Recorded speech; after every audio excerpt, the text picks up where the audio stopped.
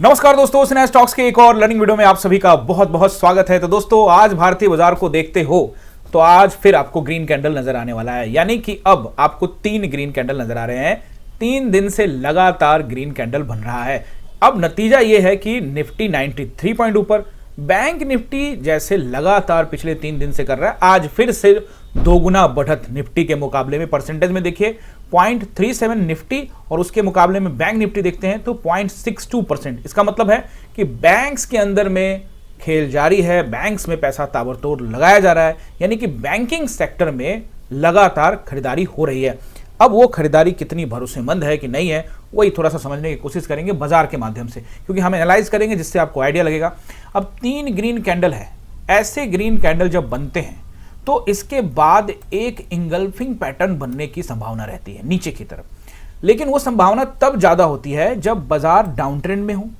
और देखो, ये 3 ग्रीन कैंडल बना था और उसके बाद यहां इंगल्फ हुआ ना। अब आप कहोगे 3 की जगह पे 4 बना, मतलब उसी तरह का पैटर्न बना और इंगल्फ हुआ, ऐसा ही कुछ हुआ था। लेकिन क्या यहां से ये मान लिया जाए? बड़ा मुश्किल है। क्यों मुश्किल है? क्योंकि भैया यहां तो बाजार क्या कर रहा है, एक मैदान बना रखा है फुटबॉल का। यहां से बॉल पास करता है इधर, यहां से पास करता है इधर, यहां से पास करता है इधर। अब यहां से इधर पास करेगा कि इधर पास करेगा, बड़ा मुश्किल। यानी बॉल किस तरफ जाने वाला है कुछ नहीं पता। ऐसे में सेल्फ गोल होने की संभावना बहुत ज्यादा है। 2-3 दिन से हमने भी जो ट्रेड किया उसमें सेल्फ गोल आप कह सकते हो, क्योंकि हमने जो एनालाइज किया था उसके विपरीत मार्केट जा रहा है। हो सकता है कि जिसने एनालाइज किया हो कि बाजार ऊपर जाएगा उनके लिए फायदेमंद है, लेकिन हमने जो एनालाइज किया कि शायद overall it's a trapping zone. ऐसा नहीं है कि बाजार वन वे में जा रहा है, काफी साइडवेज है, रेड ग्रीन ट्रैप ट्रूप करके फिर मार्केट ऊपर निकल रहा है। ऐसे में सटीक एनालिसिस करके उस पर भरोसा करना सबसे इंपॉर्टेंट है। एनालिसिस किया, भरोसा किया, एग्जीक्यूट किया, स्टॉप लॉस किया, दे दिया। स्टॉप लॉस होगा दे देंगे, प्रॉफिट होगा ले लेंगे। लेकिन फिलहाल हमारा जो एनालिसिस है 2-3 दिन से वो सटीक नहीं बैठ रहा है, और जिससे मार्केट में कुछ लॉसेज हुए हैं, इसको एक्सेप्ट करने में कोई बुराई नहीं है। खैर, मार्केट को समझने की कोशिश करते हैं। देखिए, हम लोग इस वीडियो में बैंक निफ्टी और चूंकि कल सेंसेक्स की वीकली एक्सपायरी है तो उसको भी एनालाइज करने वाले हैं और मेजर कंपोनेंट्स को भी देखेंगे। लेकिन उससे पहले बैंक निफ्टी की तरफ बढ़े। बैंक निफ्टी को अच्छे से समझना पड़ेगा। बैंक निफ्टी दबाव में नहीं है, बैंक निफ्टी में आएंगे तो समझेंगे। उससे पहले एक चीज आपको मैं समझाता हूं कि इस तरह के 3 ग्रीन कैंडल बनने के बाद इंगल्फिंग पैटर्न तो बनते हैं, बन सकते हैं, 1 दिन में या 2 दिन में बन सकता है। लेकिन यहां पर खेल यह है कि मार्केट का कोई ट्रेंड कंफर्मेशन नहीं है। एक तो ये था ना कि एक ट्रेंड चल रहा था, यहां क्या ट्रेंड है? कुछ भी ट्रेंड नहीं है। यहां पर दोस्तों ओनली ट्रैपिंग हो रही है। ऐसे में ये दावे के साथ कह देना सही नहीं है। वैसे तो दावा कभी भी सही नहीं है, लेकिन एक होता है कि ट्रेंड है तो आप एक्सपेक्टेशन लगाते हो, लेकिन यहां तो कोई ट्रेंड ही नहीं है। यहां पर ये एक्सपेक्टेशन लगाना जोखिम भरा हो सकता है। लेकिन क्या ऐसे में मार्केट इस तरह से तेजी से ऊपर निकल सकता है? ये कंडीशन किस खेल में होगा, कब होगा? ये कंडीशन किस सिचुएशन में हो सकता है? तब जब मार्केट में फ्रेश बायर्स अब इंटरेस्टेड हो जाएंगे कि नहीं भैया अब सिर्फ खरीदारी करना है, तो ये कंडीशन हो सकता है, और बाकी आगे का रेसिस्टेंस रहेगा, वो बात की बात है। लेकिन फिलहाल अगर फ्रेश बायर्स हैं तो हो सकता है। आज 2 बजे के बाद बाजार ने जो किया उस पर भी देखेंगे 5 मिनट के टाइम फ्रेम में, जहां मेरे कुछ सेटअप्स थे उसको भी मैं आपको समझाऊंगा, और फिर वो 2 बजे के बाद क्या हुआ 5 मिनट के टाइम फ्रेम में उसको भी थोड़ा सा देखेंगे। तो निफ्टी को भी डिटेल में देखने वाले हैं। तो सबसे पहले हम लोग यहाँ पे बैंक निफ्टी को देखते हैं। दोस्तों, बैंक निफ्टी को अगर आप जब देखते हो तो ये भी 3 ग्रीन कैंडल है, लेकिन इस 3 ग्रीन कैंडल को अगर आप देखते हो तो नीचे से ऊपर आप देखिए, यहाँ पे रैली देखिए 2.76%, ऑलमोस्ट 3.25% के आसपास। लेकिन अगर आप निफ्टी को देखते हैं तो यहाँ पर आप ध्यान से देखिए, निफ्टी की जो ये रैली है, अगर नीचे से ही देख लेते हो तो यहाँ पर जो रैली है वो लगभग 1.5% के आसपास में, 1.5-2% के आसपास में। यानी कि साफ साफ आपको पता लग रहा है कि पैसा कहाँ लग रहा है और बाजार को कौन मेंटेन कर रहा है। लेकिन बैंक निफ्टी का एनालाइज करने से पहले आपको मैं मेजर कंपोनेंट दिखाता हूँ। सिंपल हम एनालाइज कर रहे हैं, कहाँ जाएगा नहीं जाएगा ये सब कुछ नहीं, सिंपल समझने की कोशिश कर रहे हैं। मेजर कंपोनेंट में से एक है एचडीएफसी बैंक, नीचे की तरफ है, ऑल टाइम हाई की तरफ नहीं है। आईसीआईसीआई, अब आईसीआईसीआई को अब ऑल टाइम हाई से नीचे की तरफ है, बहुत नीचे तो नहीं कह सकते, स्विंग का नीचे तो नहीं है, लेकिन नीचे की तरफ, यानी आपके 2 मेजर कंपोनेंट नीचे। रिलायंस तीसरा major component all time high से नीचे।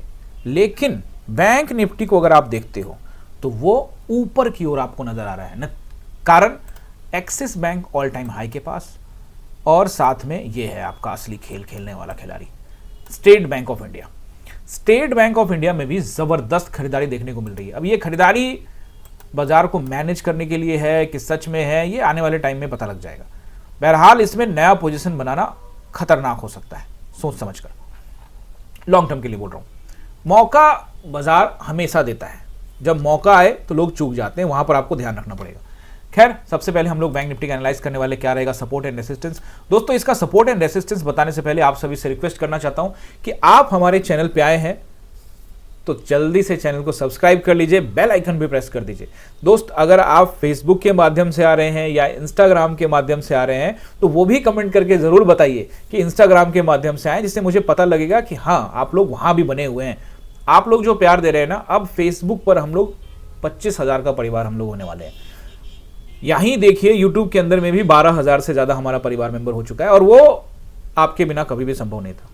इंस्टाग्राम पे भी हम 25,000 कुछ दिनों में हो जाएंगे। ये सब आपके बिना बिल्कुल भी संभव नहीं है। टेलीग्राम, जिस पर आप लगातार बने रहते हैं, अपना रिएक्शन देते रहते हैं, वहां भी हम 10,000 को क्रॉस कर चुके हैं। यानी हमारा जो मेंबर है, फैमिली मेंबर है, वो बहुत तेजी से बढ़ रहा है। हम इसी तरह से जो हम लोग का लर्निंग जो चल रहा है ना, वो लगातार चलता रहेगा, और ये जो फैमिली मेंबर है ना, ये लगातार बढ़ते रहेंगे। यहाँ आपको प्रॉपर नॉलेज मिलने वाला है। इसीलिए आप नए हैं, अभी तक आपने सब्सक्राइब नहीं किया तो कर लीजिए सब्सक्राइब, क्योंकि यहाँ सिंपल भाषा में स्टॉक मार्केट सिखाता हूँ। यानी कि चार्ट रीडिंग करना, स्टॉप लॉस कैसे लेना है, ट्रेंड क्या चल रहा है, कैंडल स्टिक्स को कैसे देखें, सेंटिमेंट को कैसे पकड़े। हाँ, अगर आपको इंडिकेटर के बारे में सीखना है तो मैं नॉलेज पर्पज से सब कुछ वीडियो लेके आता रहता हूँ, लेकिन अगर आपको प्रॉपर चार्ट रीडिंग चाहिए तो आपके काम का चैनल है। क्योंकि मैं पर्सनली किसी भी इंडिकेटर का इस्तेमाल नहीं करता, ना ही किसी भी टूल्स का इस्तेमाल करता हूं। मुझे इंडिया बिक्स नहीं देखना, ओआई नहीं देखना, पीसीआर नहीं देखना। लर्निंग करने के लिए सारे वीडियोस अवेलेबल है, वो आप देख सकते हो। बहरहाल, सबसे पहले जब बैंक निफ्टी को एनालाइज करते हैं ना, तो इसको बार बार एनालाइज करना पड़ेगा आपको, एक बार में नहीं होगा। देखिए, ये जो जोन है ना, इसको बार बार देखने की जरूरत है। ये जोन, क्या ये बाइंग जोन है, क्या ये सेलिंग जोन है, बहुत ज्यादा मुश्किल है इसको बताना। क्यों मैं बोल रहा हूं, अब जब आप इसके ऊपर में देखते हो ये 3 कैंडल, तो आपको भरोसा हो सकता है कि अब ये बाइंग जोन है। किसी को भी होगा, क्योंकि हम इसको ब्रेक कर चुके हैं। तो मेरा तो सिंपल इतना ही कहना है कि टाइम बिताए, और इस जोन के ऊपर में टाइम बिता रहा है 3 दिन, 3, 4, 7 दिन, और ये 4, मतलब आपको 10-11 दिन से बाजार इसके ऊपर में है। लेकिन इसमें जो बढ़त है वो निफ्टी में उस तरह का नहीं है, यानी कि उसने उस जोन को ब्रेक करके ऊपर ट्रेड नहीं कर रहा।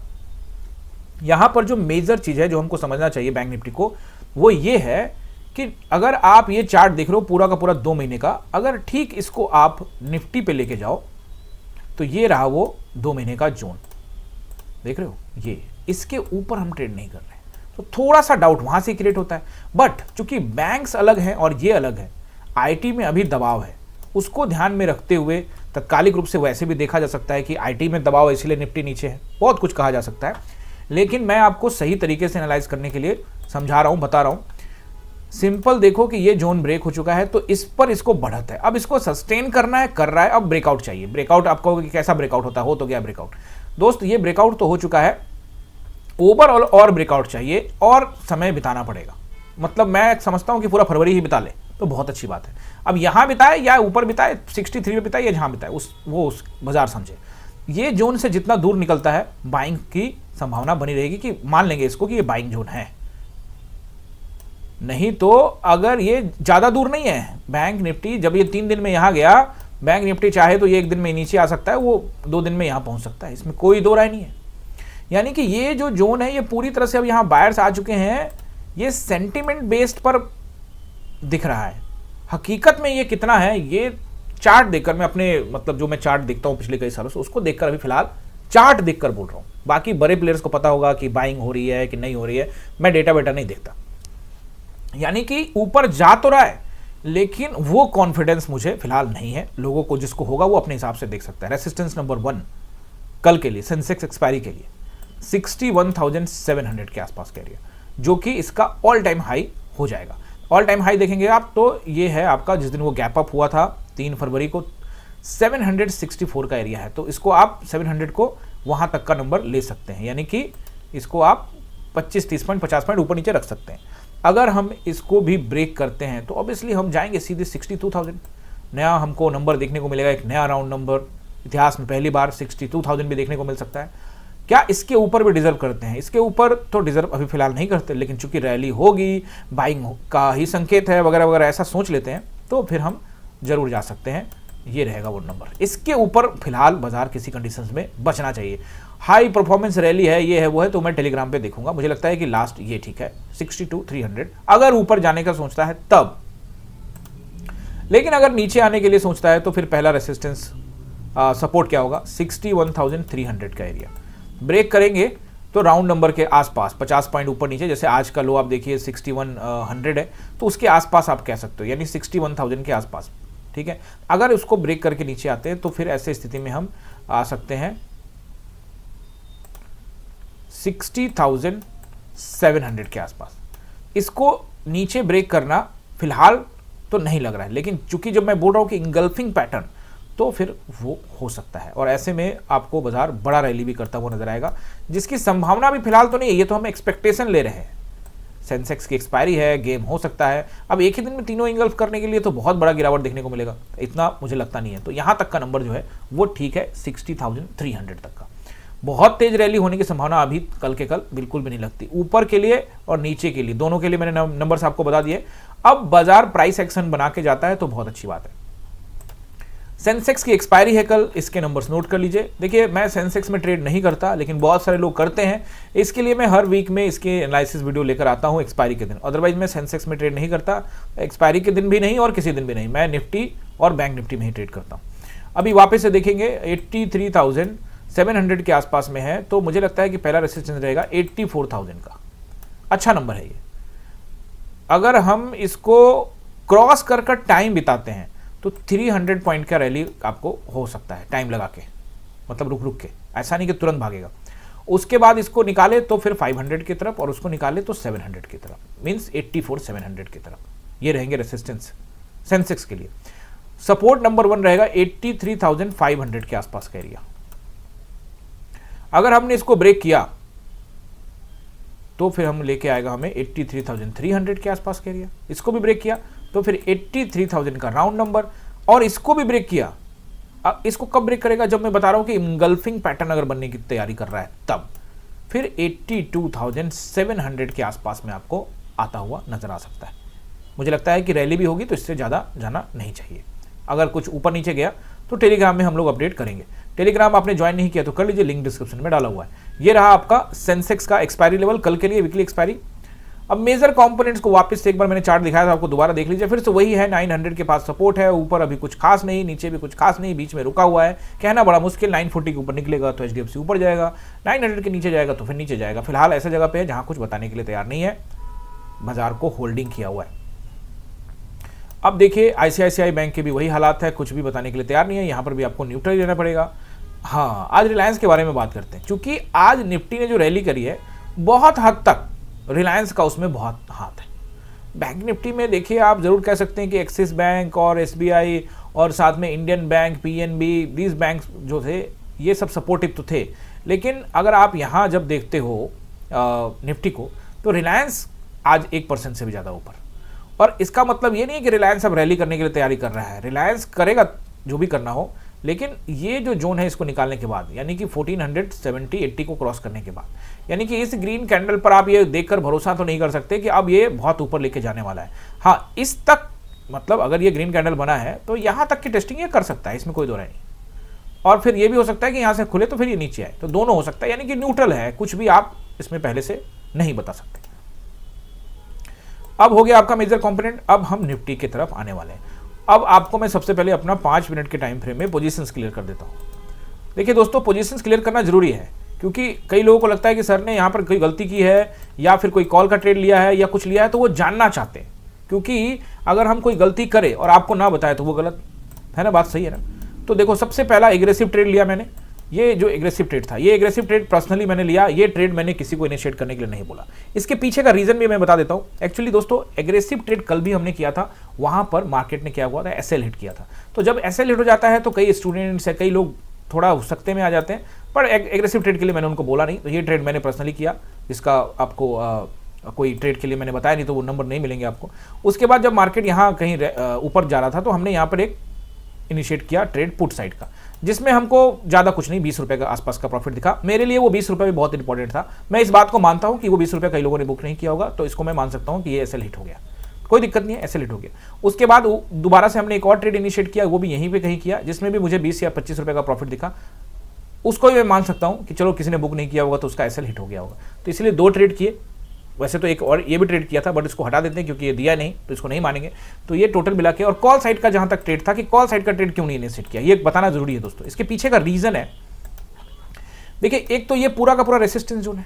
रेसिस्टेंस जोन जब तक क्लियर नहीं करेगा तब तक कॉल साइड का ट्रेड नहीं बनेगा। तो जब ये क्लियर करता है तो टाइम हो जाता है 2:25 और मैं करता नहीं हूं 2:30 बजे के आसपास। हाँ, अब यहां पर पकड़ लेना, ये सब तुक्केबाजी है दोस्तों। ये कोई समझाना मुझे जो चाहे समझा सकता है या अपनी बात रख सकता है, उसमें कोई दो राय नहीं है। लेकिन ये रेसिस्टेंस जोन के बिना अगर आप कॉल जा रहे हो, अब यहां पर कॉल ले के, हाँ, जहां तक बात है कि कॉल साइड का ट्रेड आपने नहीं लिया, लेकिन आप लोगों के लिए मैंने कमेंट्री करी कि आप कॉल साइड का ट्रेड ले सकते हो। जो लोग टेलीग्राम में हैं उनको मैं लगातार बता रहा हूं। ऊपर का पहले मैंने यहाँ पे आपको ट्रेड भी एक इनिशिएट किया था कि हो सकता है, तो इसमें ठीक है, मान लेते हैं कि इसमें स्टॉप लॉस हिट हो गया, is the part of game. अब वापस देखिए, रिलायंस कंट्रीब्यूटर है, ये सब मैं आपको यहाँ पे बता रहा हूँ। कॉल साइड स्कैल्पिंग आप कर सकते हो, हर गिरावट पर आपको कॉल बनेगा। यहाँ पे मैंने आपको क्लियर कह दिया था, स्कैल्पिंग पर्पस करना सही रहेगा, क्योंकि दोस्तों मैं करता नहीं हूँ, तो वो भी लिख दिया कि मैं करता नहीं हूँ, क्योंकि बहुत सारे लोग ये सोचते हैं कि सर करेंगे कि नहीं करेंगे, तब हम करेंगे। तो इसलिए हमने यहाँ पर क्लियर लिख दिया कि भैया हम तो करते नहीं है, और मैं जोन का वेट करता हूँ, और मोमेंटम आया तो देखेंगे, नहीं तो फिर सुबह का जो ट्रेड बना है उसको घर लेके जाऊँगा। और मैंने अपने प्रॉफिट बुक किए थे, क्योंकि मुझे छोटा ही प्रॉफिट चाहिए था। मुझे था कि मार्केट साइडवेज रह सकता है, या फिर अगर ऊपर रैली करेगा तो फिर मैं देखूंगा अगर जोन तोड़ता है तब। अगर ये जोन जल्दी तोड़ देता है, एक अच्छा टाइम लगा, मतलब ऐसा नहीं कि तुरंत तोड़ देता, तो एक्सपेक्टेशन था। मार्केट ने पूरा टाइम यहाँ बिताया और 2:30 बजे के आसपास में जाके ये तोड़ता है, तो फिर मेरा टाइम ट्रेड का खत्म। अपना रूल बुक सीधा है, 9:15 से 9:20 में जाने का नहीं, फर्स्ट कैंडल पे जाने का नहीं, 2:30 बजे के बाद जाने का नहीं, उसके आसपास जाने का नहीं। और उसमें भी इतनी रैली हो चुकी है, तो बाजार ने क्या किया, सबसे पहले ये साइडवेज रहा। अब कोई यहाँ पे कॉल पकड़ के बैठा रहा हो तो वो उसको प्रॉफिट हुआ होगा, उसको बहुत बहुत मुबारकबाद, ठीक है। अदरवाइज यहाँ पर जल्दी जल्दी लोगों को निकालता होगा, अंदर करता होगा, ओटी करवाता होगा। ज़्यादातर बाजार ने ओटी कराया। अब जब यहाँ से यहाँ नीचे आया, तेज नीचे आया, काफी डिके किया इसने, लोगों को निकाला और उसके बाद जम करके ऊपर चला गया। जो मैं आपको बताया कि बताने वाला हूं कि मार्केट जो जाते जाते किया उसका क्या इंपैक्ट पड़ सकता है, सेंसेक्स एक्सपायरी को ध्यान में रखते हुए। देखो, मार्केट जाते जाते तो इस जोन को तो निकाल गया, लेकिन फिर अगले जोन में चला गया। सेंसेक्स में भी यही है, सेम कहानी है। उसको भी अगर आप 5 मिनट के टाइम फ्रेम में देखोगे तो यहाँ जाते जाते इस कल वाले जोन को तो निकाल गया, तो फिर इसी जोन में पहुंच गया। तो इसको ध्यान में रखते हुए हमें ये समझना पड़ेगा दोस्तों कि चूंकि ये जाते जाते लोगों को, यहाँ पे जो लोग पुट में बैठे होंगे, सॉरी कॉल में बैठे होंगे, उनको पहले निकाला है। अगर वो निकल चुके हैं भारी मात्रा में, तो फिर ऐसे स्थिति में मार्केट जो है कल भी ट्रैपिंग मोड में रह सकता है। मार्केट में कल कुछ भी टिप्पणी पहले कर देना सही नहीं लग रहा है, मुझे बिल्कुल गलत लग रहा है। मुझे लगता है कि मार्केट को टाइम देना पड़ेगा कल, और कल ही आपको पता लगेगा कि मार्केट क्या करेगा। जहां तक मैंने आपको बता दिया कि ऐसे 3 कैंडल बनने के बाद, कई बार 4 कैंडल पे भी इंगल्फिंग पैटर्न बनने की संभावना रहती है, लेकिन आपको थोड़ा सा सतर्क रहना पड़ेगा। हर बार वैसा नहीं होता, लेकिन ज़्यादातर केसेस में दोस्तों इंगल्फिंग पैटर्न बनने की संभावना रहती है, और मैं वेट करूंगा। अगर इंगल्फिंग पैटर्न बनता है तो डेफिनेटली मैं पूरे स्ट्रेंथ के साथ में ट्रेड करने के लिए जाऊंगा, अगर मुझे भी थोड़ा भी संकेत लगा, और वो मैं टेलीग्राम पे आपको एग्रेसिव कमेंट्री करके बताऊंगा। देखो दोस्त, पहला ट्रेड एग्रेसिव होता है, फर्स्ट ट्रेड हमेशा मैं एग्रेसिव करता हूँ, प्राइस एक्शन से बिफोर करता हूँ। एक हमने एक सिस्टम बना रखा है, उसको फॉलो करते हैं, और उसके बाद के जो ट्रेड्स होते हैं वो प्राइस एक्शन के बेस्ड होते हैं, और अगर मार्केट साइडवेज टाइप का रहा तो कोई ट्रेड इनिशिएट नहीं करते। तो ये सारे के सारे स्क्रीनशॉट भी आपको मिल जाएंगे जो हमने किए हैं वहाँ पे।